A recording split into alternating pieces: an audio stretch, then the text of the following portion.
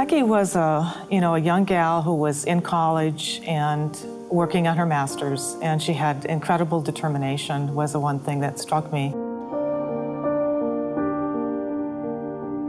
We met when I was deployed.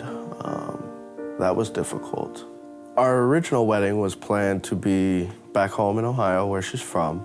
It was probably about 2 weeks after I got home that we found out she had cancer.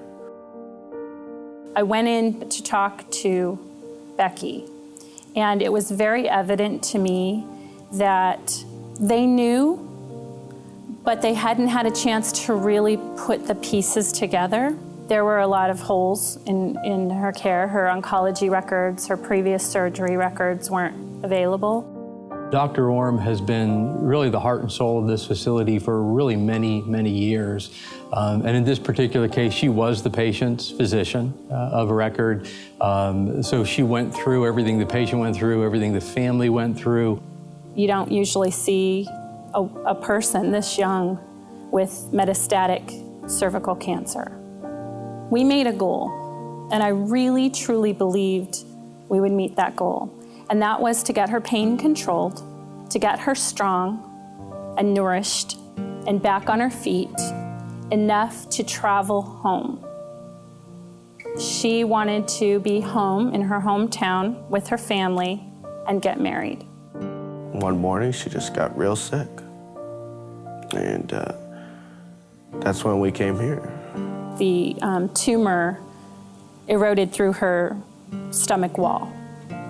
And on that day was the day that I told her she wouldn't be traveling home, that the cancer had declared itself and made the decision for us. And it took several days for the family to decide to go ahead with the wedding, but to go ahead and plan it here in Arizona and have everyone come here instead. Everybody that was involved with taking care of Becky was just absolutely phenomenal. They went way above and beyond. I've never seen that kind of care before.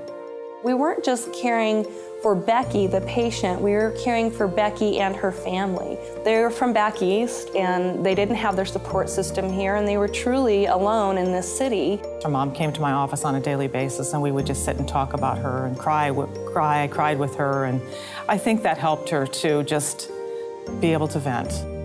Linda Lindquist, she had offered her vehicle so we could go do laundry.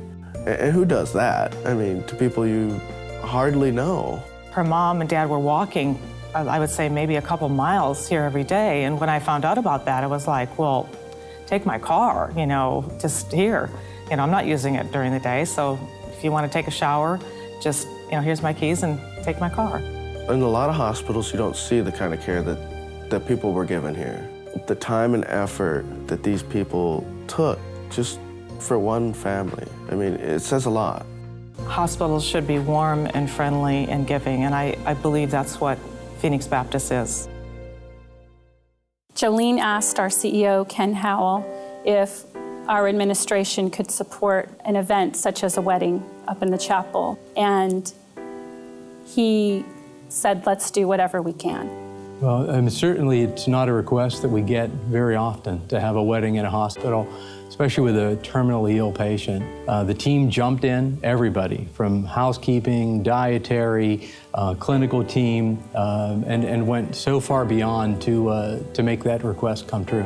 We knew she wasn't going to make it. There wasn't anything that was going to save her, but at least to be able to give her this opportunity to live out her dream, that really meant a lot to me personally. Everybody here at the hospital just pulled together and made it possible. It was just like having a dream come true.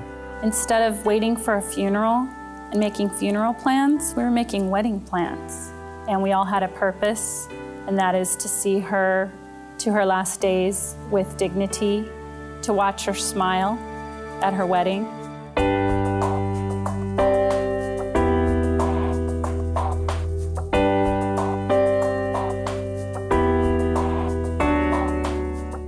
The wedding was demonstrative of what we are trying to accomplish every day with each of our patients, and trying to make a difference and to make their experience the best that it can be.